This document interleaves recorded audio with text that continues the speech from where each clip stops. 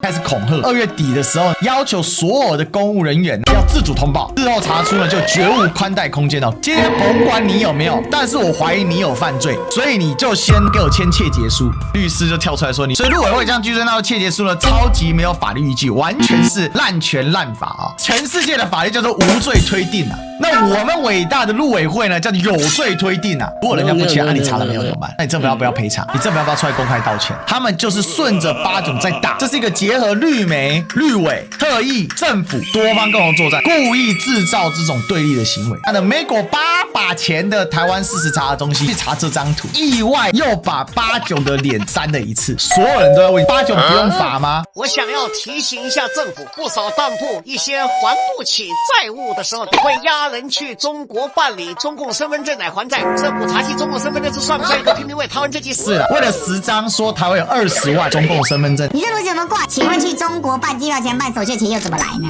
好了啦，抗中保台，这样让你选上，你能做什么对台湾有益的事情？八炯在自己的脆被切掉创爆了。Ladies and gentlemen, welcome the host.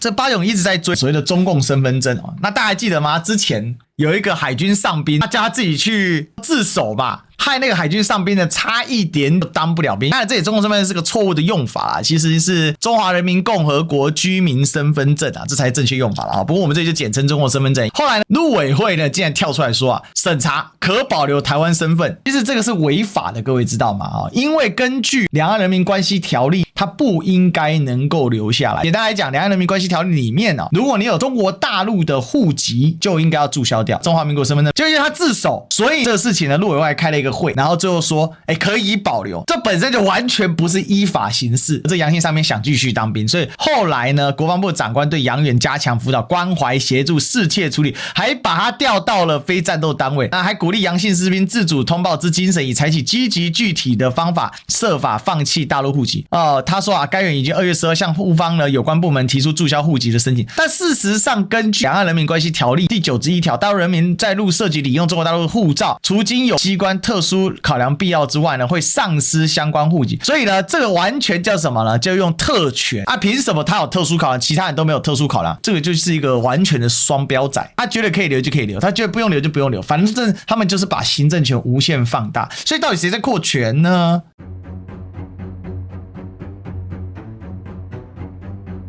更扯的事情来了，中国居住证也要纳管。那国人呢，在中国领有了居住证、定居证、身份证案例在增加哦。那你干脆连台胞证都管一管算了。另外呢，现在开始恐吓，2月底的时候呢，甚至进一步要求所有的公务人员要自主通报，日后查出呢就绝无宽待空间哦，各种恐吓威胁。当然我必须说了根据我国相关法规呢，本来公务人员就不应该拥有对岸的身份证，这是确实的，所以本来就该那个。但是我跟你讲他们打蛇随棍上要求公务人员拒绝自己没有涉及中国，也就是说呢，今天甭管你有没有，但是我怀疑你有犯罪，所以你就先给我签切结书，这叫喝水小卡是不是？打开口袋，取出切结书，宣誓我没有中国身份证，放在桌上，取出笔签名，再宣誓我没有中国身份证，签名，收起笔，关上宣誓书，放回口袋，立正后结束动作，立正。这个政府真是脑子有问题耶！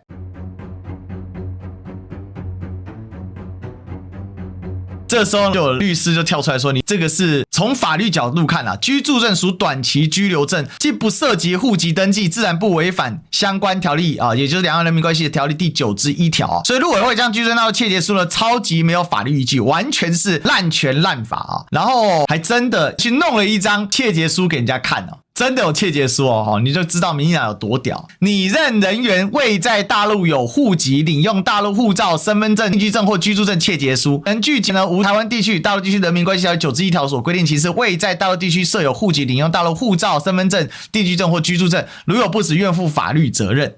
事实上，他无权要求这一件事。我跟你讲，这真的违法。这个全世界的法律叫做无罪推定那我们伟大的陆委会呢，叫做有罪推定所有的公务人员如果不签，他说抓到就是绝无宽待。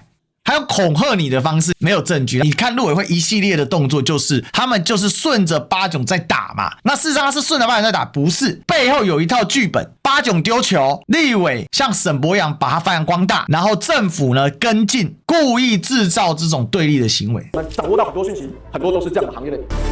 好，在哪里嘛？讲了半天，然后还是3例提问他，所以你看，这是一个结合绿媒、绿委、特意、政府多方共同作战。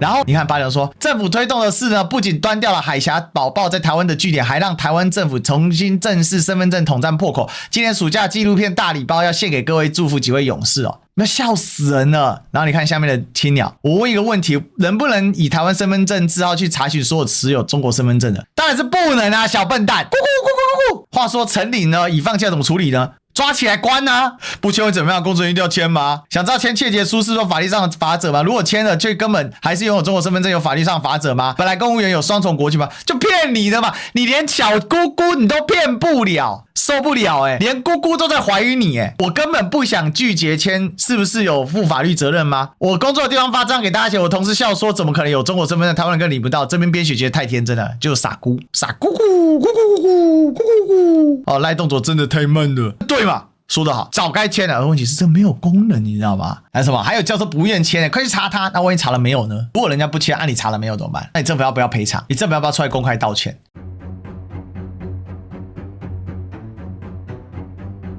更精彩的来了八炯乱了这么久，结果台湾事实查核中心拿了美国8把钱的台湾事实查核中心有没有？他出具了一个事实查核文，网传赖总统只是彻查国民党36万，民众党1.9万移领中国身份证，传言捏造数据。他去查什么呢？他去查这张图，但他查这个的时候，意外的又把八炯的脸再次删了一次。怎么回事呢？因为很简单，第一个查到目前为止收到30多个中共身份证案例进行查验，经当事人表达意见之后，有10人被废止台湾户籍，还要继续查办。然后内政部呢，移民署表示，仅单纯针对个案调查，不会询问分析党派职业各资，因此传言的图卡并非官方发布信息。移民署说即使调查某党民意代表具备台湾及中国户籍，内政部也会通知地方民政局，由民政局再度调查，如属实，可能就会到这个阶段，那政党党部才会知情。然后再来第3个，事实查核中心也向国内主要政党机关内政部求证检视政党法条文，可知只有在申请设立政党时，需要提供100人的党员签名单跟盖章条文，所以内政部不会照什么人加入政党。检视各单位查无国民党36万人、民众党1.9万人领中国身份证相关报道，所以图卡中民众党的数据是第2届民众党党主席可投票党员人数，因此传言捏造数据造假。但是所有人都在问一件事八炯不用罚吗？造谣一条龙，笑死。这种消息有人会信吗？你知道为什么憨鸟叫憨鸟吗？因为他们脑残，那连新闻都报了，造谣仔八炯不用罚吗？